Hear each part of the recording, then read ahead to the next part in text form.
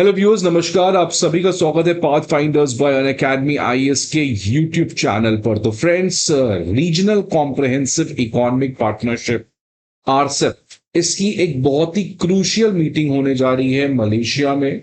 और इस particular meeting का एक सिंगल ऑब्जेक्टिव है कि कैसे अमेरिकन टैरिफ्स को एशिया के कंट्रीज जो हैं वो काउंटर कर सके। ये जो friends regional comprehensive economic partnership है, ये वर्ल्ड का सबसे बड़ा फ्री ट्रेड एग्रीमेंट है, जिसमें आप देख सकते हैं आसियान कंट्रीज है। इंडिया को भी ज्वाइन करना था but eventually India backed out. China और यहां पे साउथ कोरिया, जापान और न्यूजीलैंड, ये तमाम कंट्रीज जो हैं इस समय एक फ्री ट्रेड एग्रीमेंट के अंदर आ चुके हैं, जिसकी वजह से ये एफटीए में सबसे बड़ा एक रीजनल फ्री ट्रेड एग्रीमेंट है, जिसको हम रीजनल कॉम्प्रहेंसिव इकोनॉमिक पार्टनरशिप कहते हैं। फ्रेंड्स, इसमें सबसे बड़ा अगर कोई बैकिंग करता है इस पर्टिकुलर एफटीए जोन को, तो वो है चाइना। चाइना ने ही इस पर्टिकुलर इनिशिएटिव को स्टार्ट किया था। और अब इस समय आरसेप का जो अगला मीटिंग होने जा रहा है, उसमें भी चाइना जो है वो अपने पॉलिसीज को इंप्लीमेंट करने का प्रयास करेगा। तो न्यूज देखिए फ्रेंड्स, क्या है कि जो रीजनल कॉम्प्रहेंसिव इकोनॉमिक पार्टनरशिप है, जो एशिया का सबसे बड़ा ट्रेड ब्लॉक है, वो आने वाले मीटिंग में ये प्लान करेगा कि कैसे आपस में जितने भी कंट्रीज हैं उनका इंट्रा रीजनल ट्रेड को बढ़ाया जाए, और इनफैक्ट नए मेंबर्स को भी एडमिट करने की बात होगी। तो फ्रेंड्स, ये पहली बार होगा कि आरसेप में ऐसा कोई एक्सपेंशन देखने को मिल रहा है। और ये जो भी चीजें होने जा रही हैं, ऑब्वियसली इसमें चाइना का सबसे ज्यादा बड़ा इंटरेस्ट है, बिकॉज चाइना जो है वो आरसेप के इस क्रूशियल मीटिंग के थ्रू वर्ल्ड को, इनफैक्ट अमेरिका के एक तरीके से मैसेज देने का काम कर रहा है, और अमेरिका के ऑल्टरनेटिव में इस तरीके से फ्री ट्रेड जोन बनाने का प्रयास कर रहा है।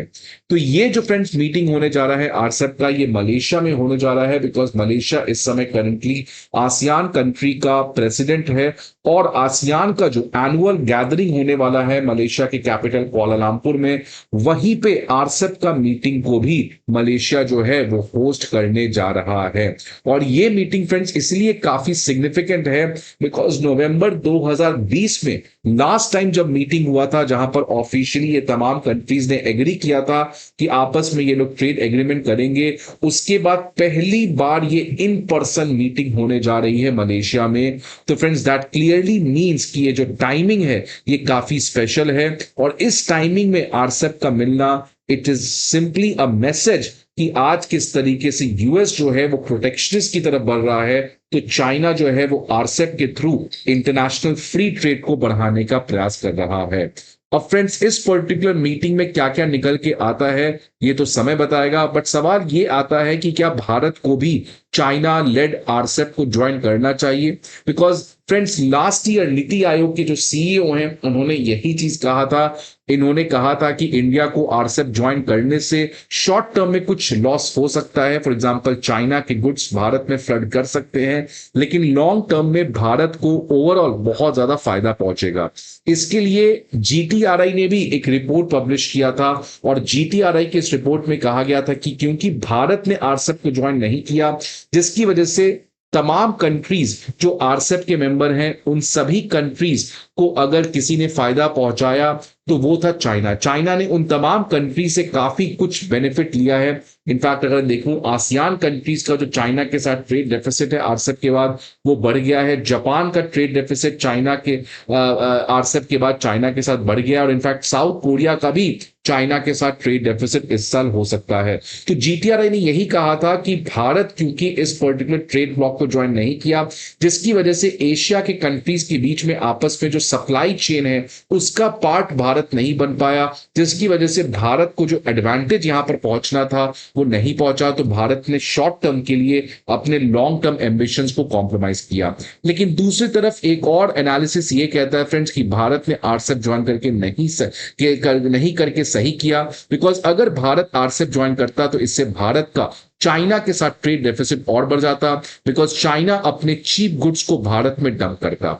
अब क्या भारत को आरसेप ज्वाइन करना चाहिए या नहीं करना चाहिए, ये तो भारत के इकोनॉमिस्ट और गवर्नमेंट की डिसीजन होने वाली है। लेकिन एक बात तो क्लियर है फ्रेंड्स कि यहां पर चाइना के जो शी जिनपिंग है वो अब आरसेप को एक ग्रैंड एफटीए जोन बनाने का प्रयास कर रहे हैं और वर्ल्ड को एक मैसेज दे रहे हैं कि जहां पर globalisation is in decline, America is turning inwards, China is going to expand, China is going to allow free trade, and China is going to establish its own trade rule in the coming world. इसके अलावा friends आपने देखा recently कैसे H1B visa के crackdown के just उसी moment में Xi Jinping ने अपना खुद का एक H1B स्टाइल के वीजा का इंप्लीमेंटेशन 1 अक्टूबर से लागू कर दिया है। अब जितने भी वर्ल्ड के टैलेंटेड पीपल हैं स्टेम फील्ड में, वो अब चाइना जाके रिसर्च या उस तरीके के काम को कर सकते हैं। इसके अलावा फ्रेंड्स रिसेंटली एससीओ समिट में भी चाइना के प्रेसिडेंट शी जिनपिंग ने ग्लोबल गवर्नेंस इनिशिएटिव का लॉन्च किया था।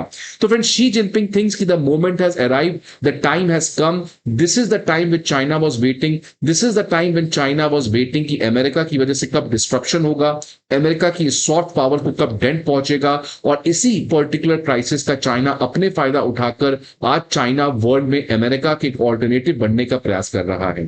तो फ्रेंड्स यहां पे ऑब्वियसली शी जिनपिंग थिंक्स कि जितना ज्यादा वर्ल्ड में डिस्ट्रप्शन होगा उतना ज्यादा शी जिनपिंग और चाइना की लेजिटिमेसी और एक्सेप्टेंस दुनिया में बढ़ेगी। दूसरी तरफ फ्रेंड्स अमेरिका जो है वो back to back foolish decision लेते हुए नजर आ रहा है, जिसकी वजह से अमेरिका का डिक्लाइन ऑब्वियसली बहुत ज्यादा क्लियर है। अब वापस से भारत के ऊपर अटैक करने का प्लान अमेरिका कर रहा है। Recently 2 agriculture related bills introduce किए गए थे by Republican senator Bill Cassidy, जिसमें भारत के ऊपर एग्रीकल्चर गुड्स के ऊपर और ज्यादा कस्टम ड्यूटी टैरिफ बढ़ाने की बात की गई थी। इसके अलावा जस्ट आज ही की खबर आई है फ्रेंड्स कि यूएस का एक इन्वेस्टिगेटिंग एजेंसी ने रिपोर्ट निकाला है कि कैसे अमेरिका का जो सोलर इंडस्ट्री है वो भारत के चीप सोलर एक्सपोर्ट की वजह से आज काफी बड़े क्राइसिस में आ रहा है, जिसकी वजह से अगेन भारत के ऊपर जितने भी सोलर एक्सपर्ट्स हैं उनके ऊपर टैरिफ को बढ़ाया जाएगा। तो फ्रेंड्स यूएस और इंडिया के बीच में कोई प्रॉब्लम खत्म होने का नाम नहीं ले रहा है। S Jaishankar Marco Rubio US में मिले on the sidelines of 18th UNGA,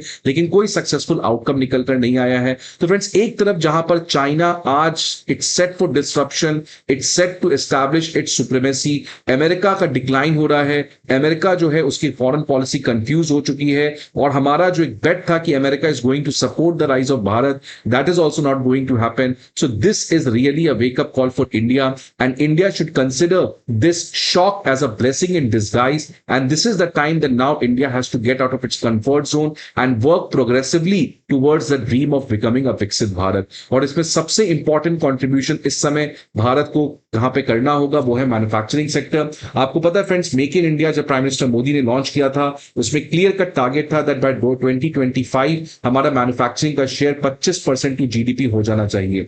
लेकिन उसके बाद अगर आज की बात करें तो अभी भी हमारा मैन्युफैक्चरिंग सेक्टर का जो कंट्रीब्यूशन है इट इज स्टैग्नेटेड एट 17%, और अब सरकार ने कहा है कि आने वाले 20 साल में 2 डेकेड में हमारा ये जो मैन्युफैक्चरिंग सेक्टर का कंट्रीब्यूशन है इसको हम 23% करेंगे। तो ऑब्वियसली फ्रेंड्स जो टारगेट था हमारा अचीव नहीं हो पाया। ऑब्वियसली इसके कुछ जेन्युइन रीजंस भी हैं लाइक कोविड पैंडेमिक, वर्ल्ड में वॉर्स की वजह से डिस्ट्रप्शन होना, बट ऑल्सो हमारा जो ईज ऑफ डूइंग बिजनेस है और जो स्ट्रक्चरल रिफॉर्म्स हमारे मैन्युफैक्चरिंग सेक्टर या ओवरऑल इकोनॉमिक सेक्टर में करना था वो नहीं है।